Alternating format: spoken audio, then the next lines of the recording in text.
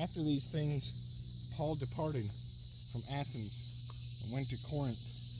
And he found a certain Jew named Aquila, born in Pontus,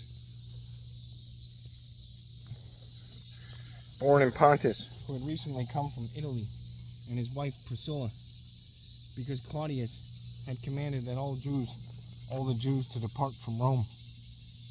And he came to them. So because he was of the same trade, he stayed with them and worked, for by occupation they were tent makers. And he reasoned in the synagogue every Sabbath, and persuaded both Jews and Greeks.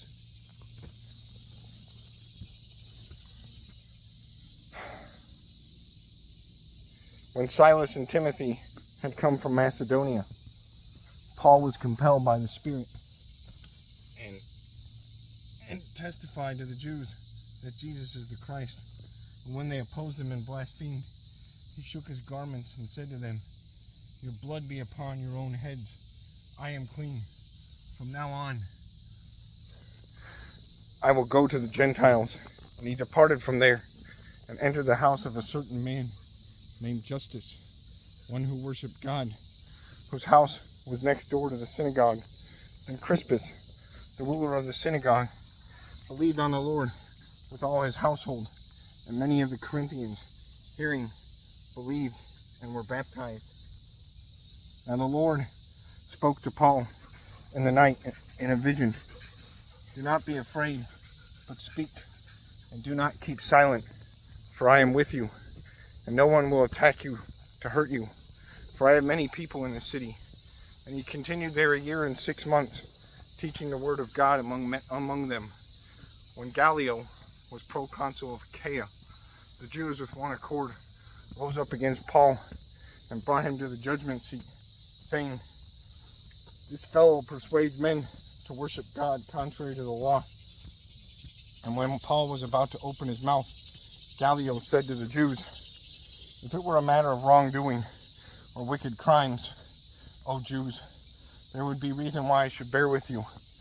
But if it is a question of words and names and your own law, look to it yourselves, for I do not want to be a judge of such matters." And he drove them from the judgment seat. Then all the Greeks took Sosthenes, the ruler of the synagogue, and beat him before the judgment seat. But Gallio took no notice of these things. So Paul remained a good while. Then he took leave of the brethren and sailed for Syria. And Priscilla and Aquila were with him. He had his hair cut off at Centria, for he had taken a vow. And he came to Ephesus and left them there. But he himself entered the synagogue and reasoned with the Jews. When they asked him to stay a longer time with them, he did not consent, but took leave of them, saying, "I must by all means keep this coming feast in Jerusalem, but I will return again to you, God willing." And he sailed from Ephesus. And when he had landed at Caesarea and gone up and greeted the church, he went down to Antioch. After he had spent some time there, he departed and went over to the region of Galatia and Phrygia in order, strengthening all his disciples. Now a certain Jew named Apollos, born at Alexandria, an eloquent man and mighty in the scriptures, came to Ephesus. This man had been instructed in the way of the Lord, and being fervent in spirit, he spoke and taught accurately the things of the Lord, though he knew only the baptism of John. So he began to speak boldly in the synagogue.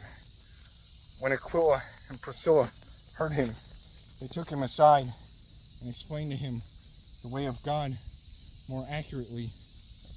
And when he desired to cross to Achaia, the brethren wrote, exhorting the disciples to receive him.